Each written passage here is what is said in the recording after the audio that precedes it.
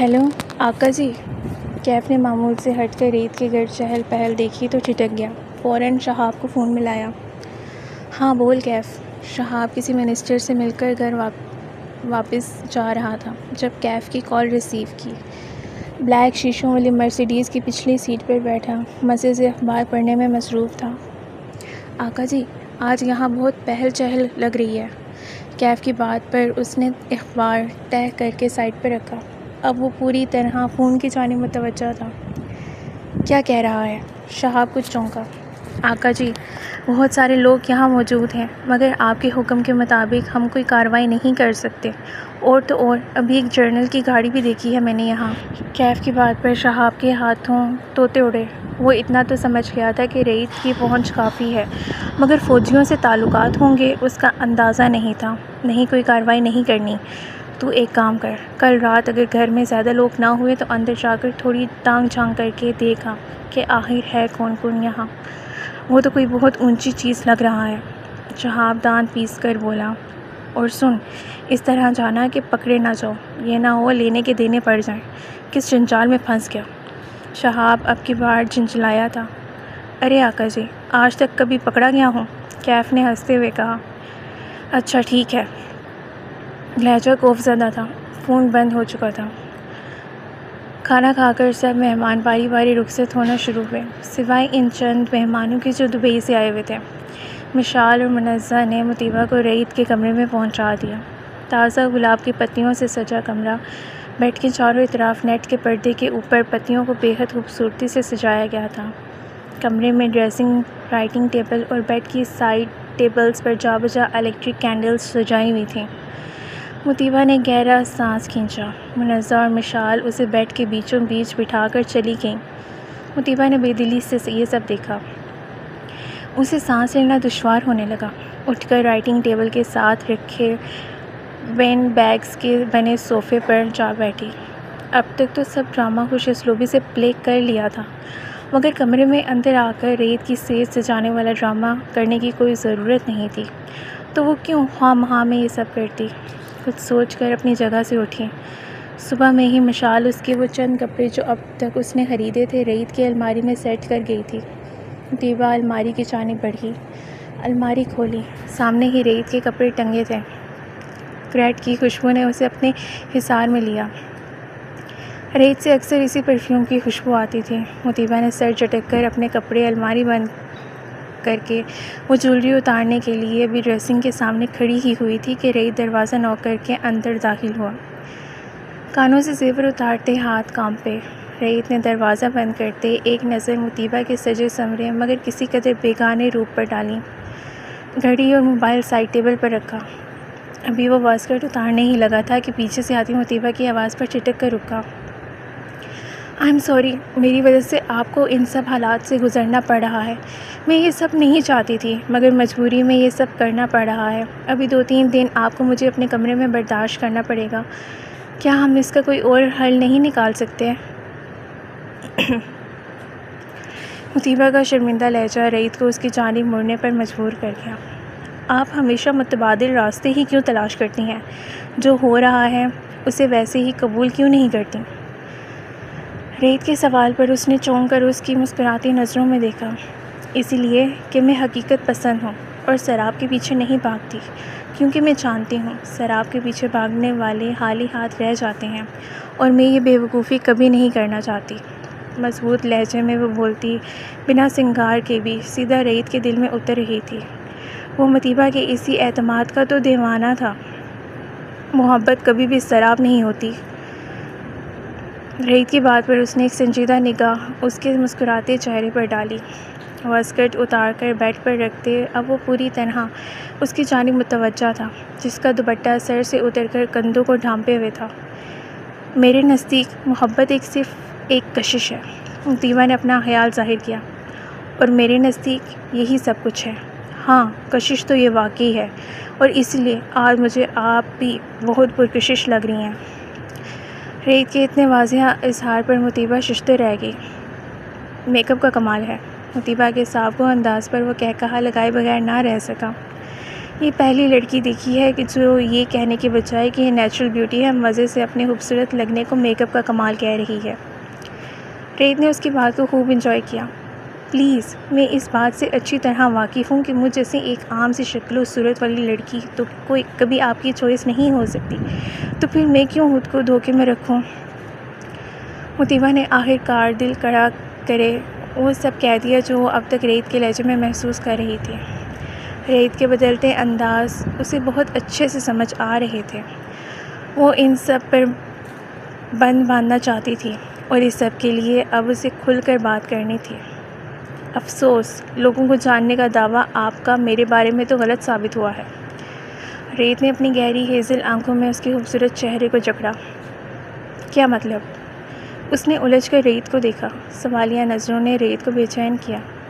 میرے لیے ظاہری خوبصورتی کبھی کوئی معنی نہیں رکھتی، میرے لیے تو اندر کی خوبصورتی کشش رکھتی ہے، اور افسوس آپ اپنی اندر کی خوبصورتی کو مجھ سے چھپانے میں ناکام ہوئی۔ مجھے تو اس اندر کی مطیبہ سے محبت ہے جو صاف کھری ہے، جس کے چہرے پر خوبصورت لہجے کا ماسک نہیں چڑھا، جو اندر باہر سے بالکل شفاف آئینے کی طرح دکھتی ہے۔ ریت کے اتنے واضح اظہار نے مطیبہ کو گنگ کر دیا۔ کیسا شخص تھا وہ، جس نے نہ اس کی آنکھوں کی تعریف کی تھی، نہ ہونٹوں پر مر مٹنے کے دعوے کیے تھے، جس کے نزدیک نہ اس کے گال کوئی معنی رکھتے تھے، نہ گھنیری زلفوں کی تعریف میں اس نے دنیا جہاں کے قلابے ملائے تھے۔ وہ تو اس کے باطن پر فدا تھا، وہ تو اس کے اندر تک جھانک چکا تھا، وہ اس کی سچائی کا معترف تھا۔ مطیبہ ششدر اسے 2 قدم اور بڑھتے دیکھ رہی تھی، جو اس کے قریب آتے دھیرے سے اس کا ہاتھ تھام چکا تھا۔ سر۔ مطیبہ کچھ کہنے والی تھی کہ اس کے سر کہنے پر ریت گمبھیر آواز میں اسے ٹوک گیا۔ مگر میری زندگی کی کسی بھی پلاننگ میں محبت کہیں نہیں ہے۔ مطیبہ اس کے ہاتھ تھامنے پر چونکی، اس کی بولتی نظروں سے نظریں چراتے سر جھکا گئی۔ ریت اپنی محبت کے سامنے اس کا یہ بے بس انداز دیکھ کر مسکرائے بغیر نہ رہ سکا۔ محبت تو پلاننگ سے ہوتی ہی نہیں، اور جو محبت پلاننگ سے ہو وہ صرف سودا ہوتا ہے، خواہشوں کا سودا، ہوس کا سودا، اور جیسے ہی یہ خواہشیں پوری ہوتی ہیں محبت چاک کی طرح بیٹھ جاتی ہے۔ ریت اس کی جانب تھوڑا سا جھکا، اس کا ایک ایک لفظ مطیبہ کے دل میں اتر رہا تھا۔ میری محبت آپ کو کبھی مجبور نہیں کرے گی، مگر اب آپ کی بے اعتنائی کے باوجود میں خود کو آپ سے محبت کرنے سے روک نہیں سکتا، نہ آپ روک سکتی ہو۔ ریت کا ہر درم میں اب بھی اپنے الفاظ پر قائم ہوں جو آپ سے نکاح کے وقت کیے تھے۔ اس نکاح کا رشتہ کو رشتے میں نہیں بدلنا چاہو گی تو میں کبھی مجبور نہیں کروں گا۔ ریت نے اسے پھر سے یقین دلایا اپنے الفاظ کا۔ محبت کی یہ واردات تو مجھ پر ہوئی ہے، آپ کو اس کی سزا کبھی نہیں دوں گا۔ محبت سے چور لہجہ مطیبہ کی دھڑکنیں بے ترتیب کر رہا تھا۔ عقیدت کے پھول اس کی پیشانی پر سجاتے ریت نے اس کے ہاتھ چھوڑے، خاموشی سے مڑ کر الماری کی جانب بڑھا اور پھر کپڑے نکال کر واش روم میں بند ہو گیا۔ واردات تو مطیبہ کے دل پر بھی ہوئی تھی اور وہ سزا جھیل رہی تھی، مگر ریت کے احسان کو محبت کے روپ میں کیسے بدل دیتی؟ ریت کے باہر آتے ہی وہ خاموشی سے کپڑے لیے واش روم میں چلی گئی۔ باہر آئی تو تمام لائٹس بند تھیں، صرف الیکٹرک موم بتیاں پورے کمرے کو روشن کر رہی تھیں۔ واش روم کا دروازہ بند کر کے آگے بڑھی۔ ریت بیڈ کے ایک کنارے پر کروٹ لیے لیٹا تھا، باقی کا پورا بیڈ خالی تھا۔ مطیبہ کچھ سوچ کر سامنے رکھے صوفے کی جانب بڑھی۔ ریت اس کی موجودگی محسوس کرتے ہوئے سیدھا ہوا۔ مطیبہ، اس سے پہلے کہ وہ اسے ٹوکتا، مطیبہ اس کے کچھ کہنے سے پہلے ہی بولی، پلیز، مجھے پہلے ہی بہت ندامت ہو رہی ہے کہ میری وجہ سے آپ کا آرام بھی خراب ہو رہا ہے، میں یہاں پر ٹھیک ہوں۔ مطیبہ نے اس کی بات کاٹی، ابھی تک آپ اتنا تو جان چکی ہوں گی کہ میں کسی کی مجبوری سے فائدہ اٹھانے والا شخص نہیں۔ آپ 2-3 دن میرے کمرے میں میری مہمان ہیں اور مہمانوں کے ساتھ میں برا سلوک نہیں کرتا۔ ریت کی بات پر وہ اسے بے بسی سے دیکھ کر رہ گئی۔ آپ آرام سے بنا کسی خوف کے یہاں آ کر لیٹ جائیں پلیز۔ ریت کے انداز پر وہ ہاتھ مروڑنے لگی۔ ویسے بھی آپ جتنی باعتماد ہیں مجھ بیچارے کو تو کسی خاطر میں لاتی ہی نہیں، تو پھر مجھ سے خوف کیسا؟ ریت نے ہاتھ سر کے پیچھے باندھتے اس کا جائزہ لیا۔ لیمن کلر کے دیدہ زیب سوٹ میں وہ پہلی بار اس کے دوپٹے کو کندھوں پر دیکھ رہا تھا، ورنہ وہ ہمیشہ دوپٹہ سر پر اور جسم پر لپیٹ کر رکھتی تھی، چادر کیسے انداز میں۔ مرد کبھی بیچارہ نہیں ہوتا۔ مطیبہ اس پر چوٹ کرتی خاموشی سے بیٹھ کے دوسری جانب آ کر بیٹھ گئی۔ آپ بیٹھے بیٹھے سوتی ہیں؟ ریت اسے بیٹھے دیکھ کر مصنوعی حیرت سے بولا۔ نہیں، لیٹ بھی جاتی ہوں، لیکن اس کے لیے یہ شرط ہے کہ آپ اپنا رخ دوسری جانب کریں۔ مطیبہ نے اسے احساس دلانا چاہا کہ وہ مسلسل اسے گھور رہا ہے۔ میں آپ پر کڑی نظر رکھے ہوئے ہوں کہ کہیں میرے منہ دوسری جانب کرتے ہی آپ پھر سے نہ بھاگ کھڑی ہوں۔ ریت اس کا امتحان لینے پر تلا ہوا تھا۔ بھاگ کر بھی کہاں جاؤں گی، اسی کمرے میں ہوں گی۔ مطیبہ نے جان بوجھ کر بیچاری سی شکل بنا کر کہا۔ ہاں ہاں، ابھی تو 2-3 دن بقول آپ کے آپ مجھ پر مسلط رہیں گی۔ ریت نے اس کی بات کا مزہ لیا۔ جی بالکل۔ مطیبہ نے اسی طرح بیٹھے بیٹھے پھر جواب دیا۔ Okay then good night. ریت اس کا مزید امتحان نہیں لینا چاہتا تھا، لہٰذا اب کی بار شرافت سے کروٹ دوسری جانب بدل کر لیٹ گیا۔ اس کے لیٹتے ہی مطیبہ بھی چپ چاپ کروٹ دوسری جانب لیے عجیب جلول سے حلیے والا شخص ریت کے آفس کے اندر آنے لگا کہ گیٹ پر موجود شمس نے اسے روکا۔ او بھائی، کہاں؟ اس نے حیران ہو کر اسے روکا۔ مٹی سے اٹی شلوار قمیض اور ٹوٹی جوتی پہنے کھچڑی نما بالوں والا وہ شخص شمس کو کوئی نشیں معلوم ہوا۔ بڑھی ہوئی شیو اور لڑکھڑاتے قدموں والا فائق ریت سے آفس ملنے گیا تاکہ مطیبہ کے بارے میں کچھ پوچھ سکے۔ تو تمہارے صاحب سے ملنا ہے؟ لڑکھڑاتی آواز میں وہ بامشکل اپنی بات پوری کر سکا۔ تمہارا میرے باس سے کیا کام؟ شمس خفگی بھرے لہجے میں بولا۔ میری بیٹی یہاں کام کرتی تھی، کتنے دنوں سے وہ آفس سے گھر نہیں پہنچی، میں پوچھنے آیا ہوں کہاں ہے میری بیٹی؟ غصے میں بولتے وہ ہانپنے لگا، لال انگارہ آنکھوں سے شمس کو گھور رہا تھا۔ شمس اس کی بات پر یکدم چونکا، ذہن میں ایک ہی نام گونجا، مطیبہ کا باپ۔ کون سی بیٹی؟ اپنے شک کو یقین کا روپ دینے کے لیے اس نے سوال کیا۔ مطیبہ۔ اس کے جواب نے شمس کے شک کو یقین کی رونق بخشی۔ صاحب 2 دن کی چھٹی پر ہیں، جب آئیں گے تب تم بھی آنا۔ شمس کی بات پر وہ مایوس سا ہوا۔ تم جھوٹ بول رہے ہو۔ کچھ خیال آنے پر وہ شمس کو جھٹلانے لگا۔ مجھے کیا ضرورت ہے جھوٹ بولنے کی، سچ کہہ رہا ہوں، یقین نہ آئے تو اس سے پوچھ لو۔ شمس اندر سے نکلتے ایک ملازم کو آواز دے کر قریب بلانے لگا۔ ادھر آؤ۔ اس کے قریب آتے ہی شمس نے اس کے کندھے پر بازو پھیلایا۔ اس کو بتاؤ کہ ریت سر آفس میں ہیں کہ نہیں؟ سر تو 2 دن کی چھٹی پر ہیں، اس نے بھی وہی جواب دیا۔ یقین کرو 2 دن بعد آؤ گے، میں خود تمہیں سر کے پاس لے کر جاؤں گا۔ شمس نے اسے یقین دلایا۔ فائق کچھ سوچ کر خاموشی سے پلٹ گیا، پھر واپس آیا۔ سنو، کچھ پیسے ہوں گے تمہارے پاس؟ نشے نے اسے بے بس کر دیا تھا۔ ہاں ہاں، کیوں نہیں؟ مطیبہ کی وجہ سے اسے فائق کو نہ چاہتے ہوئے بھی اسے پیسے دینے پڑے۔ وہ جان گیا تھا اس کا نشہ اسے مزید بغیرت بنانے پر تلا ہے۔ بیٹی بیچ کر تو وہ پہلے سے ہی بغیرتی کا ثبوت دے چکا ہے، ایک بغیرتی اور سے ہی۔ کچھ پیسے نکال کر اس نے فائق کے ہاتھ میں تھمائے۔ عجیب سی خوشی کی چمک اس کی آنکھوں میں ابھری۔ شکریہ۔ خوشی خوشی وہ واپس چلا گیا۔ صبح آنکھ کھلتے ہی جو سب سے پہلا احساس مطیبہ کو آیا وہ اس فاصلے کا تھا جو ریت اور مطیبہ میں رات سونے سے پہلے تھا۔ ڈرتے ڈرتے اس نے کروٹ بدل کر دیکھا تو اتنے ہی فاصلے پر مگر منہ کے بل الٹا لیٹے ریت کو دیکھ کر اس نے سکھ کا سانس لیا۔ آہستہ سے اٹھی، پھر نہ جانے کیا سوچ کر رک گئی۔ گردن موڑ کر ریت کے سوئے ہوئے چہرے کی جانب دیکھا جو مطیبہ کی جانب تھا۔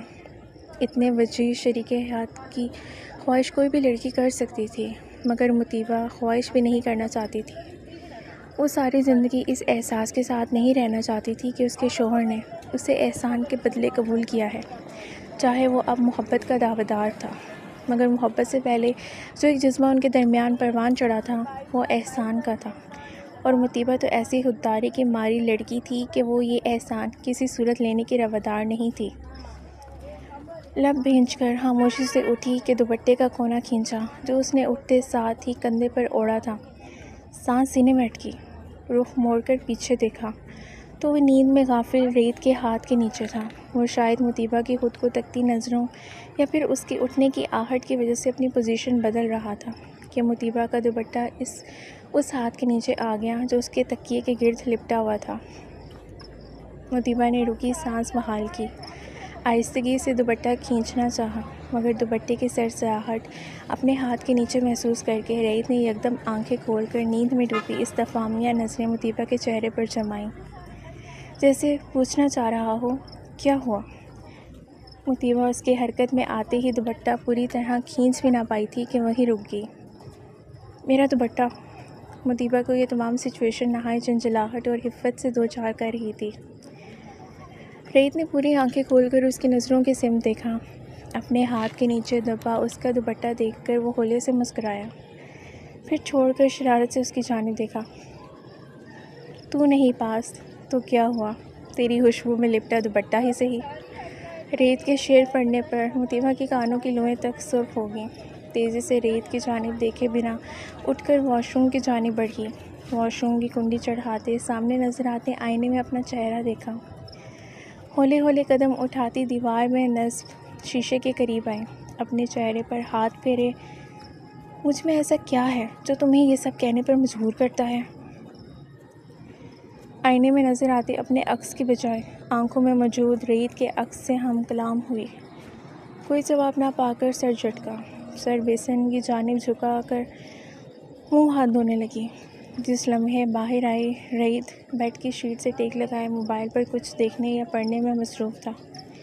مطیبہ کو اندر آتے دیکھ کر ایک نظر بھر کر اس کی جانب دیکھا۔ مطیبہ اسے نظر انداز کیے ڈریسنگ کے پاس کھڑی ہو کر بال سلجھانے لگی۔ کمر تک آتے اس کے لمبے گھنے سیاہ بال دیکھ کر ریت اپنی جگہ سے اٹھا۔ مطیبہ کی تمام حسیات اسی کی جانب متوجہ تھیں۔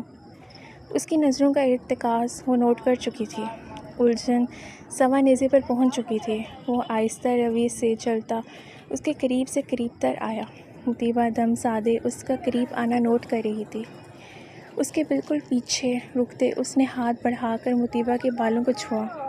مطیبہ نے ششدر نگاہوں سے آئینے میں نظر آتے اس کے عکس کو دیکھا۔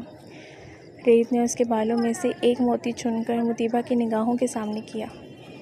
اس نے ایک گہری اور مطمئن سانس فضا کے سپرد کی۔ یہ سیب کا موتی آپ کے بالوں میں کیا کر رہا ہے؟ شرارت سے آئینے میں رات میں اس پارلر والی نے میرے بالوں میں ڈھیر سارے لگا کر کوئی عجیب سا ہیئر اسٹائل بنایا تھا۔ جتنے ہو سکے تھے رات میں نکال لیے تھے، یہ رہ گیا ہوگا۔ مطیبہ نے بالوں کو کیچر میں قید کرتے جلدی سے جواب دیا۔ جان میں جان آئی جو لمحہ پہلے ریت کھینچ رہا تھا۔ اوہ، میں سمجھا آپ کے بالوں میں خزانے ہیں، تبھی یہ سیب کا موتی بھی مل گیا۔ ریت نے مصنوعی انداز میں اپنی عقل کا ماتم کیا۔ کیوں، میرے بال ہیں کہ قومی خزانہ؟ مطیبہ اس کے مذاق پر منہ بنا کر رہ گئی۔ ویسے میرے یہاں کھڑے ہوتے آپ کے چہرے پر 12 کیوں بجے تھے؟ ریت اس کے چہرے کی اڑتی ہوائیاں دیکھ چکا تھا، اسی لیے اسے نارمل کر کے جان کر یہ سب کہا۔ اسی لیے کہ گھڑی بھی 12 بجا چکی ہے۔ مطیبہ نے گھڑی کی جانب دیکھ کر اسے احساس دلایا کہ وہ دونوں اٹھنے میں بے حد لیٹ ہو گئے ہیں۔ سب کیا سوچ رہے ہوں گے؟ مطیبہ نے اس کی توجہ خود سے ہٹانے کے لیے جو کہا اس بات کا مفہوم سوچ کر اپنی عقل پر ماتم کرنے کو جی چاہا، جبکہ واش روم کی جانب جاتے ریت حیرت آنکھوں میں سموئے مڑا۔ واقعی؟ مطیبہ اسے جواب دینے کے بجائے بیڈ کی جانب آئی۔ بیڈ شیٹ ٹھیک کرتے کمال مہارت سے ریت کو ایسے نظر انداز کیا جیسے کچھ سنا ہی نہ ہو۔ ریت مطیبہ کی اس حرکت پر نفی میں سر ہلاتا واش روم میں جا چکا تھا۔ دروازہ بند ہونے کی آواز سن کر مطیبہ نے اپنی جلد بازی پر ماتم کیا۔ اسی شام شمس نے فون کر کے ریت کو فائق کی آمد کے بارے میں بتایا تھا۔ ٹھیک کیا آپ نے شمس بابا، اس کا مطلب ہے کہ شہاب نے اسے جان بوجھ کر بل سے نکالا ہے تاکہ وہ مجھ تک آئے اور اسے مزید آگے آنے کا موقع ملے۔ ریت نے پرسوچ انداز میں کہا۔ یقیناً یہی مقصد ہوگا۔ فائق تو صرف بیٹی کو ڈھونڈنے اسی لیے آیا ہے کہ اس کے نشے کا خرچہ پانی بند ہو گیا ہے، اب پیسے لینے کی خاطر کچھ تو اسے کرنا ہے۔ بالکل، اور شہاب اسی بات کا فائدہ اٹھانا چاہتا ہے۔ رعید کی بات کی شمس نے پھر سے تائید کی۔ یہی بات ہے۔ بہت شکریہ بابا، اب یہ کیس اور بھی آسان ہو جائے گا کیونکہ مرغا خود شکنجے میں پھنسنے کو آیا ہے۔ وہ تلخی سے مسکرایا۔ کوئی بات نہیں بیٹا، اللہ بہتر کرے۔ شمس نے دعائیں دیتے ہوئے فون بند کر دیا۔ رعید نے اسی وقت اپنے سمیر کو کال کی۔ ہیلو، کیسے ہو دلے میاں؟ وہ شوخ لہجے میں بولا۔ ابھی کل ہی تو اس کے ریسیپشن کے فنکشن میں وہ موجود تھا۔ اس کی بات پر رعید نے سر اٹھا کر سامنے کچن سے نظر آتی مطیبہ کو دیکھا جس کی پشت رعید کی جانب ہی تھی۔ بالکل ٹھیک، خوش باش۔ رعید کے لہجے میں بھی شوخی در آئی۔ ماشاء اللہ، اور بتاؤ؟ رعید نے شمس کے ساتھ ہونے والی گفتگو من و عن بتائی۔ ٹھیک ہے، میں شام میں آتا ہوں تو ڈسکس کرتے ہیں۔ اس نے فوراً آنے کی حامی بھرتے فون بند کیا۔ رعید اٹھ کر کچن کی جانب گیا جہاں مطیبہ اس کی خالہ اور مامیوں کے نرگے میں پھنسی ہوئی تھی۔ شکل سے تو یہی لگ رہا تھا پھر سے 12 بجے ہوئے تھے مطیبہ کی شکل پر۔ وہ آہستہ سے چلتا اس کے قریب آ کر کھڑا ہوا۔ بھائی، کب آؤ گے تم دونوں دبئی؟ اس کی خالہ رعید کو مطیبہ کے قریب کھڑے دیکھ کر بولی۔ مطیبہ نے چونک کر بائیں جانب نہیں دیکھا۔ رعید سے پہلے اس کی خوشبو مطیبہ تک پہنچ چکی تھی۔ اپنی بدلتی کیفیت پر وہ خود بھی حیران ہوئی۔ پہلے آپ جائیں گی تو ہم آئیں گے نا؟ رعید کی سب کے ساتھ بہت بے تکلفی تھی، اور فوزیہ نے تو اس کی ماں کی ڈیتھ کے بعد رعید کو بے حد سنبھالا تھا، اسی لیے بھی وہ اس کے بے حد قریب تھی اور بے تکلفی بھی اسی قدر۔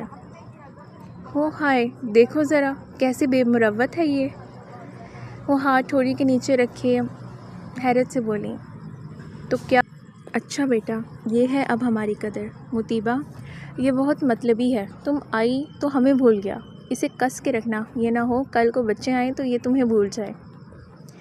مطیبہ تو ان کی بات پر اور بھی حنک شکل لیے نظریں ادھر ادھر گھمانے لگی، جبکہ رعید کا کہا بے ساختہ تھا۔ ان کے آپسی حالات کیا تھے یہ بس وہ دونوں یا پھر حسن اور رفیہ جانتے تھے، باقی سب کے لیے تو وہ ایک عام شادی شدہ جوڑا ہی تھے۔ دیکھو کتنا خوش ہوا ہے اپنے بچوں کی بات پر۔ فوزیہ نے رعید کے کہے پر مطیبہ کو متوجہ کرنا چاہا۔ ماما، ڈیڈی بلا رہے ہیں۔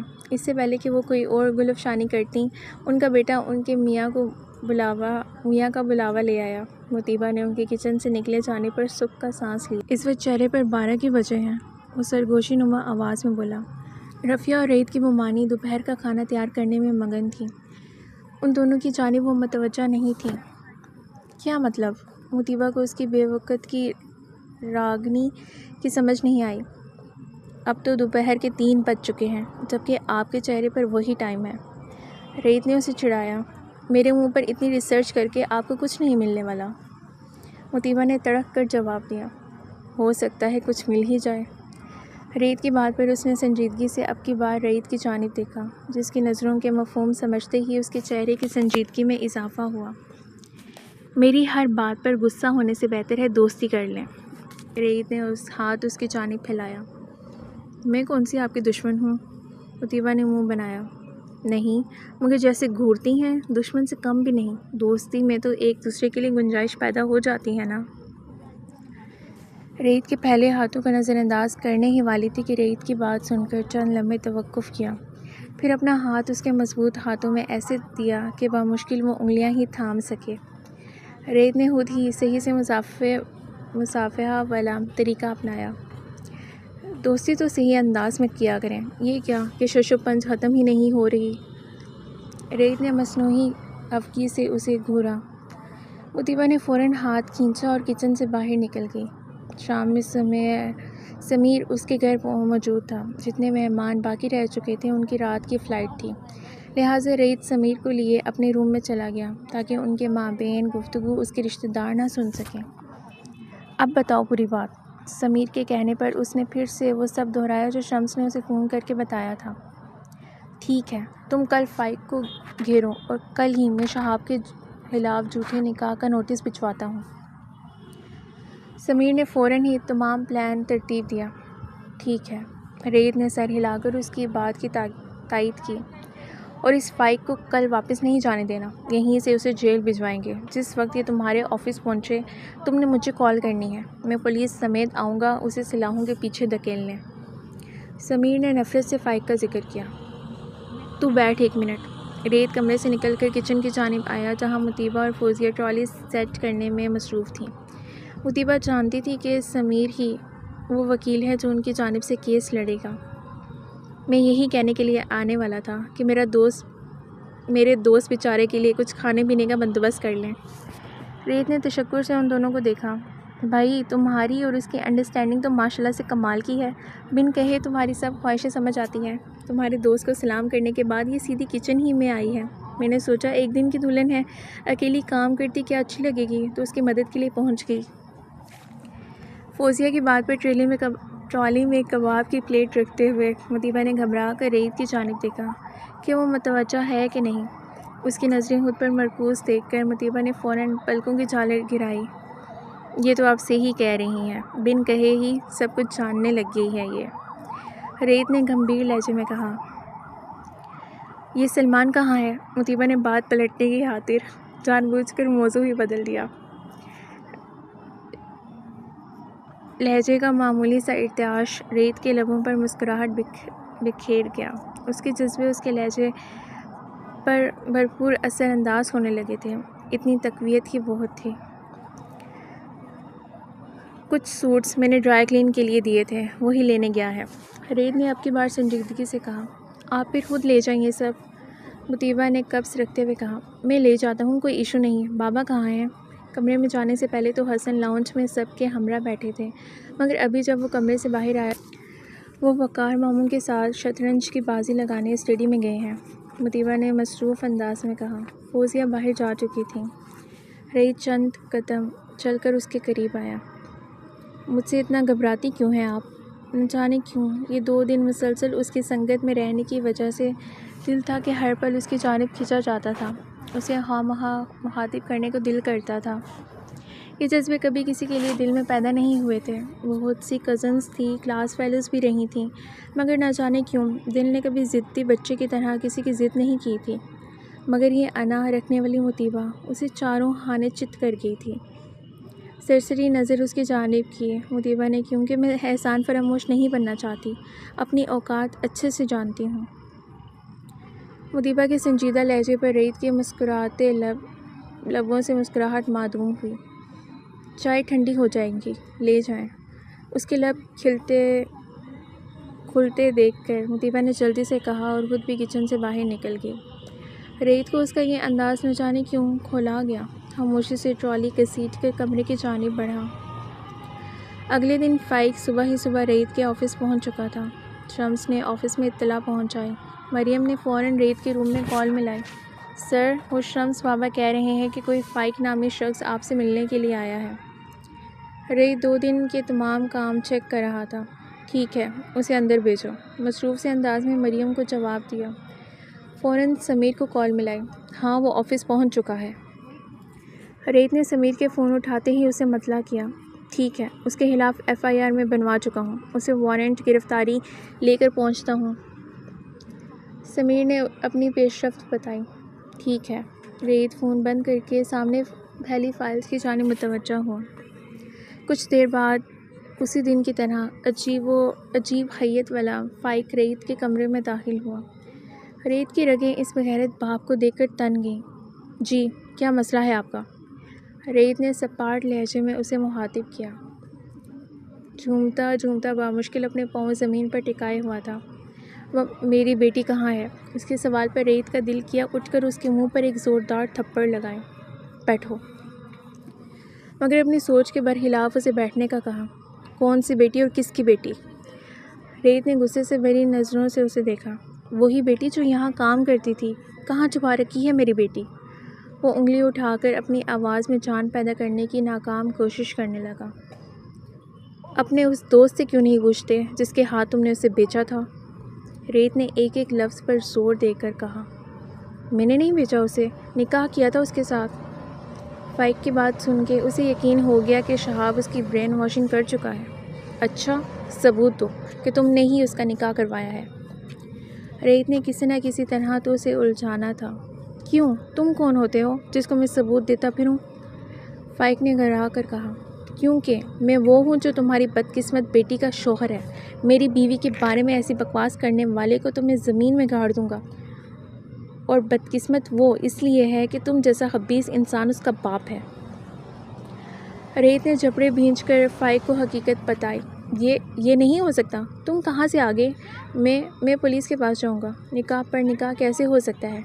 اس کا مطلب ہے تم نے میری بیٹی اغوا کی ہے۔ میں تمہیں چھوڑوں گا نہیں۔ فائق بھڑکے مارنے لگا۔ پریشان نہ ہو، پولیس تک تمہیں جانے کی ضرورت نہیں، پولیس خود یہاں آ رہی ہے۔ ریت کی بات پر اسے جھٹکا لگا، فوراً اپنی کرسی سے کھڑا ہوا۔ تمہیں دیکھ لوں گا میں۔ وہ بھاگنے کو تیار تھا کہ ریت تیزی سے اپنی کرسی چھوڑ کر اس کے پیچھے لپکا، جو لڑکھڑاتے قدموں سے دروازے کی جانب بڑھ رہا تھا، مگر نشے کے باعث اس کے قدموں میں اتنی طاقت نہیں تھی کہ وہ تیزی سے دوڑ سکتا، اور اسی کا فائدہ ریت نے اٹھایا۔ تم یہاں سے اب ہل بھی نہیں سکتے، باہر جانا تو بڑی دور کی بات ہے۔ ریت نے اسے جھٹکے سے اپنی جانب موڑتے کرسی کی جانب دھکیلا۔ تم ٹھیک نہیں کرے، وہ ہکلایا۔ ابھی تو سب ٹھیک ہو رہا ہے تمہارے ساتھ، فکر کیوں کرتے ہو؟ ریت نے اس کے کندھے کو تھپکا۔ ہیلو آقا جی۔ شہاب کا وہ بندہ جو فائق کا پیچھا کر رہا تھا، اس وقت ریت کے آفس کے باہر کھڑا شہاب کو رپورٹ دے رہا تھا۔ ہاں بھائی، کیا رپورٹ ہے؟ شہاب آج کچھ دیر سے اٹھا تھا، اس وقت بیٹھتا ناشتہ کرنے میں مصروف تھا۔ آقا جی، فائق کافی دیر کا اندر آفس میں گیا ہوا ہے۔ بس ٹھیک ہے، جیسے ہی وہ باہر آئے تم اس کا پیچھا کرو اور اسے قابو کر کے میرے پاس لے آنا، تاکہ اسے گلوائیں کہ اس کمینے انسان نے ان ماں بیٹی کے بارے میں کیا بتایا ہے۔ شہاب نے ہاتھ روک کر اسے ہدایات دیں۔ ٹھیک ہے آقا جی۔ اوہ یہ کیا؟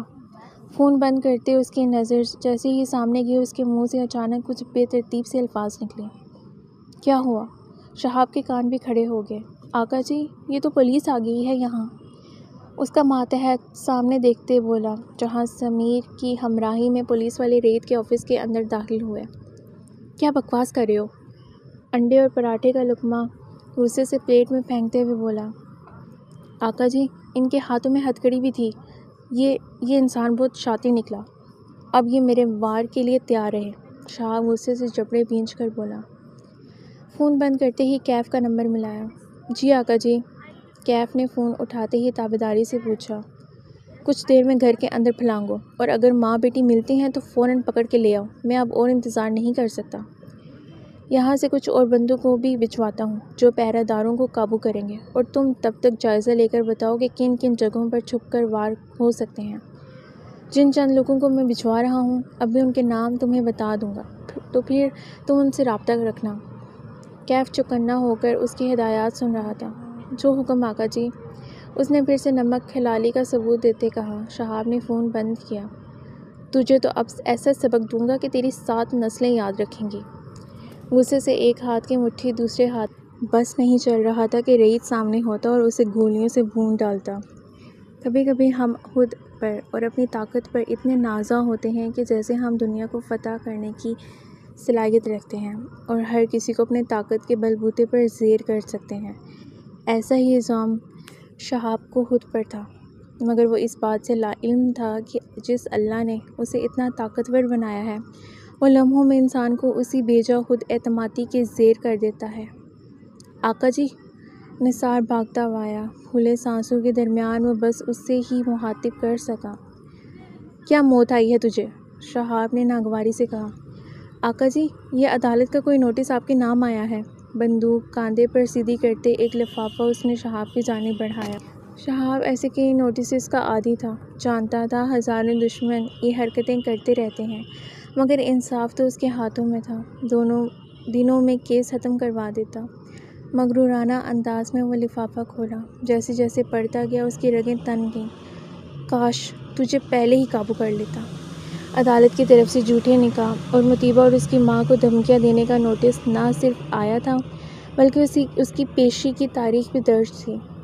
اس نوٹس کو غصے سے مٹھی میں بھینچتا کہ وہ چڑمڑا گیا۔ کیف کو دوبارہ فون کیا۔ ابھی اس کے گھر میں مت گھسنا، بہت طریقے سے وار کر گیا ہے یہ شخص، اس کا کوئی اور علاج کرنا پڑے گا۔ کیف کو منع کر کے فون بند کیا۔ گاڑی نکالو، مجھے وکیل کے پاس جانا ہے۔ ناشتہ وہیں ادھورا چھوڑ کر وہ وکیل کے پاس دوڑا۔ جس معاملے کو وہ سیدھا سمجھا تھا وہ پیچیدہ ہوتا جا رہا تھا۔ جیسے ہی ضمیر فائق کو ہتھکڑی لگا کر گیا، ریت نے حسن کو فون ملا کر باخبر کیا۔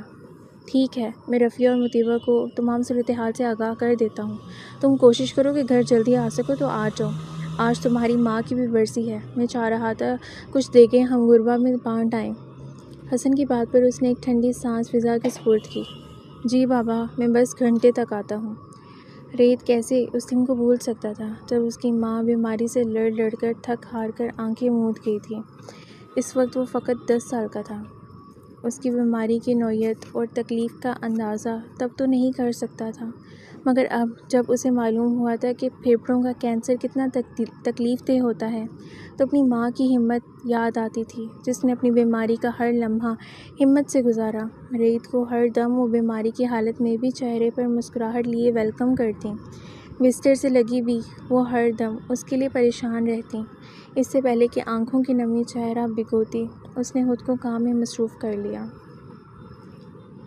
ایک کی بجائے 2 گھنٹے بعد وہ فارغ ہوا، سیدھا رخ گھر کی جانب کیا۔ گھر میں داخل ہوا تو رفیہ کچھ پریشان سی نظر آئیں۔ آپ کیوں پریشان ہیں؟ لاؤنج کے صوفے پر ان کے قریب بیٹھتے ان کی پریشانی بھام گیا۔ اب کہیں شہاب کوئی گھٹیا حرکت نہ کر دے۔ حسن ریت کے آتے ہی دیگوں کے لیے فون کرنے اٹھ کھڑے ہوئے تھے۔ مطیبہ اسے نظر نہیں آ رہی تھی۔ نہیں، آج کا نوٹس ملنے کے بعد وہ اب کوئی غلط حرکت نہیں کر سکتا، کیونکہ اس طرح وہ قانون کو اپنے ہاتھ میں لے گا، اور اتنی عقل یقیناً اس کے اندر ہوگی کہ قانون کو ہاتھ میں لینے کا مطلب سیدھا سیدھا یہی ہے کہ وہ ہی غلطی پر ہے۔ ریت نے تفصیل سے اسے سمجھایا۔ اسی لمحے سلمان جوس کا گلاس لے کر آیا۔ ریت نے سلمان کی پھرتی پر چونک کر اس کی جانب سوالیہ نظروں سے دیکھا، جیسے پوچھ رہا ہو، آج یہ مستعدی کس خوشی میں؟ وہ بھابھی نے آپ کی آواز سنی تو جوس بنا کر مجھے کہا آپ کو دے آؤں۔ سلمان نے دانت نکالے۔ اس کی بات سن کر ریت کو مطیبہ کی کل کی باتیں یاد آئیں۔ مجھے ابھی نہیں پینا، فریج میں رکھ دو، صرف پانی کا 1 گلاس لے آؤ۔ ریت نے صاف انکار کیا۔ اتنی مہربانی کر دی تھی تو خود لے بھی آتی۔ مطیبہ کا فضول کا گریز اسے غصہ دلا گیا۔ سلمان منہ بناتے گلاس واپس لے گیا۔ مطیبہ جو کچن میں کھڑی کچھ کباب تل رہی تھی، ساتھ ہی چائے کا پانی رکھ کر پلٹی تھی کہ سلمان کے ہاتھ میں جوس کا گلاس ویسے ہی دیکھ کر حیران ہوئی۔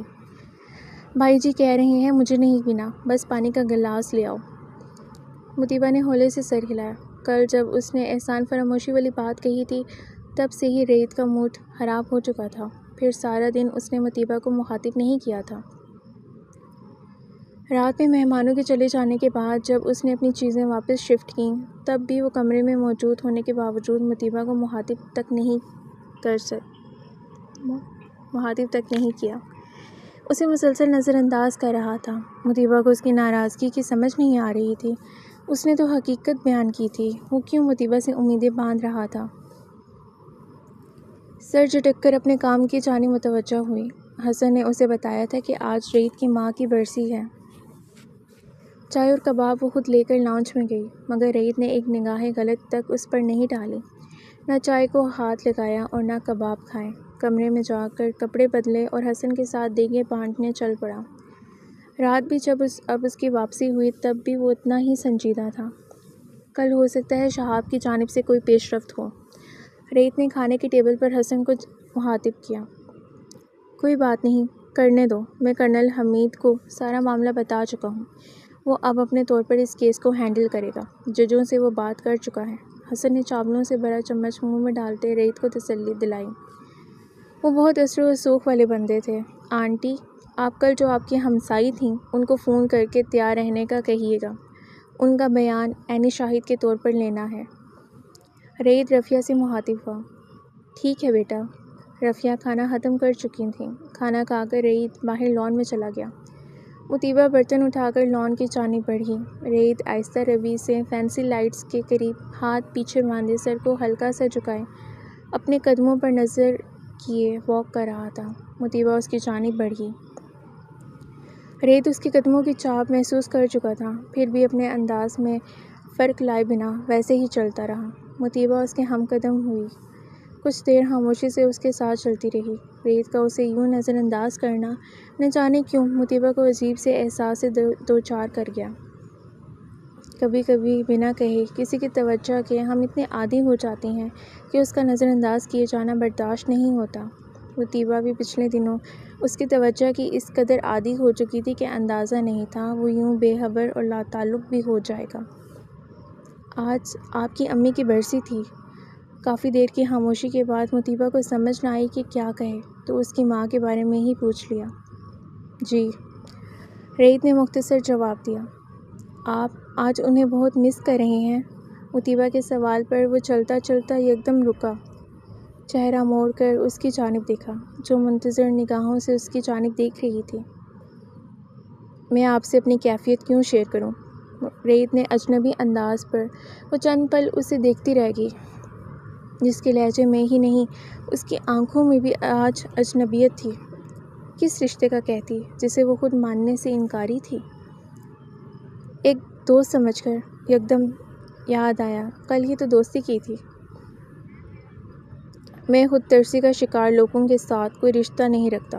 ریت کی ناراضگی انتہائی بڑھ چکی تھی۔ آپ کے خیال میں مجھے آپ سے کوئی لالچ ہے کہ میں ہر بار خود بڑھ کر آپ کی جانب آتا ہوں؟ ریت نے بازو سینے پر لپیٹتے اسے سرد نظروں سے دیکھا۔ یہ بات نہیں، مگر آپ سمجھ نہیں رہے۔ مجھے لگتا ہے میں زبردستی آپ پر مسلط کر دی گئی ہوں۔ آپ میرے محسن ہیں اور میں آپ کو زبردستی خود سے باندھے نہیں رکھنا چاہتی، جبکہ میں جانتی ہوں کہ آپ صرف یہ جانتی ہیں کہ آپ نے لوگوں کو اپنی باتوں سے تکلیف کیسے دینی ہے۔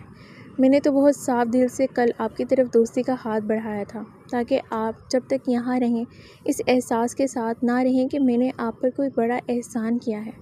ہم انسانوں کو ہی اللہ نے ایک دوسرے کی مدد کے لیے معمور کیا ہے۔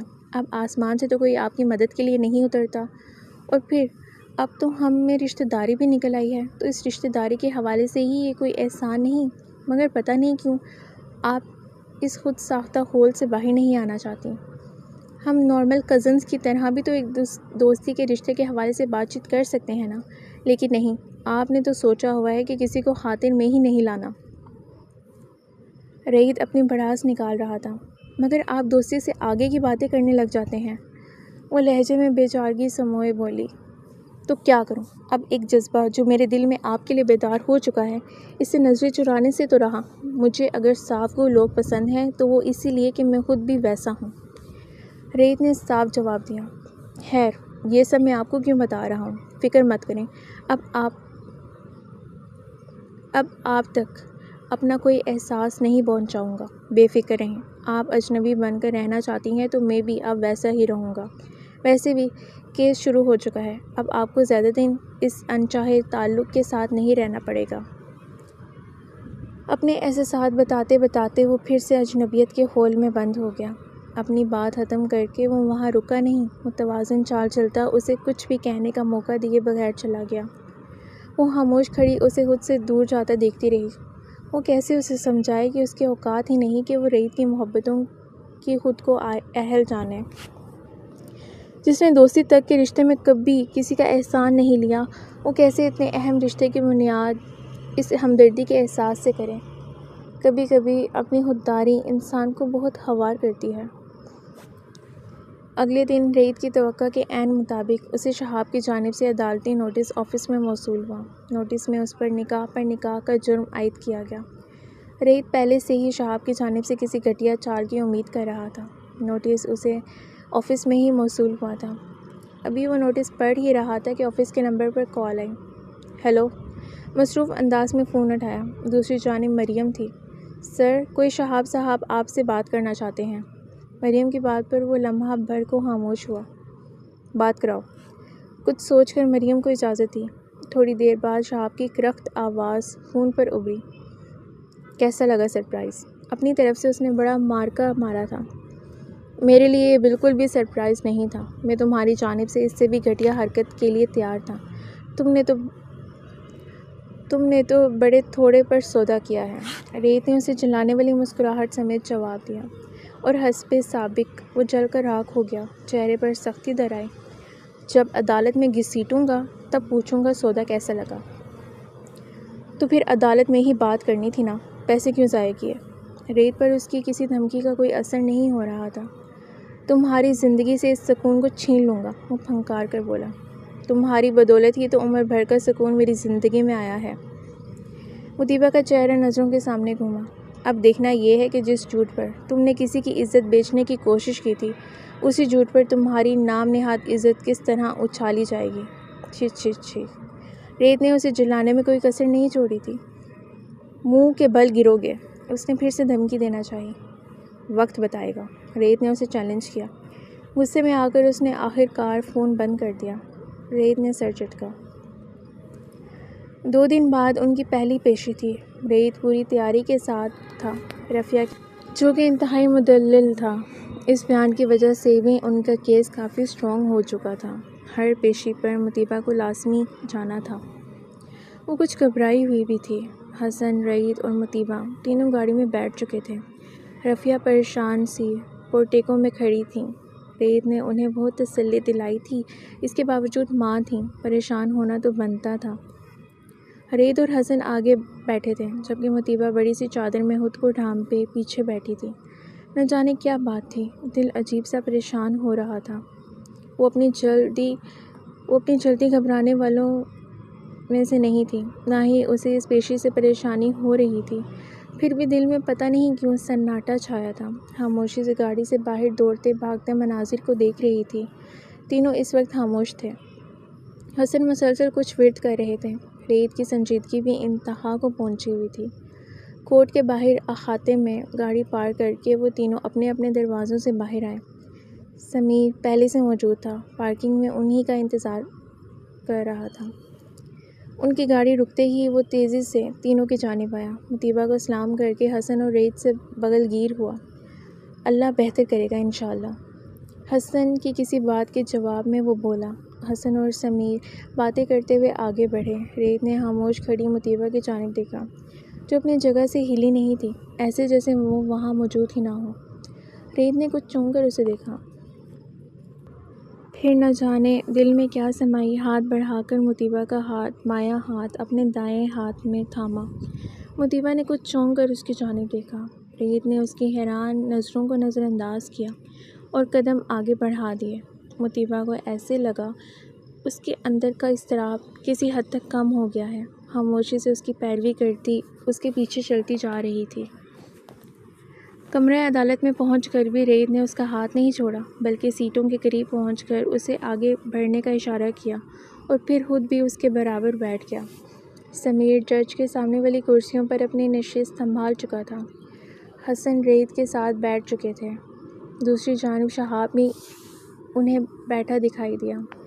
ریت نے بے حد سرد نگاہوں سے اسے دیکھا، جو مونچھوں کو تاؤ دیتا مطیبہ کو اپنی غلیظ نظروں سے دیکھ رہا تھا۔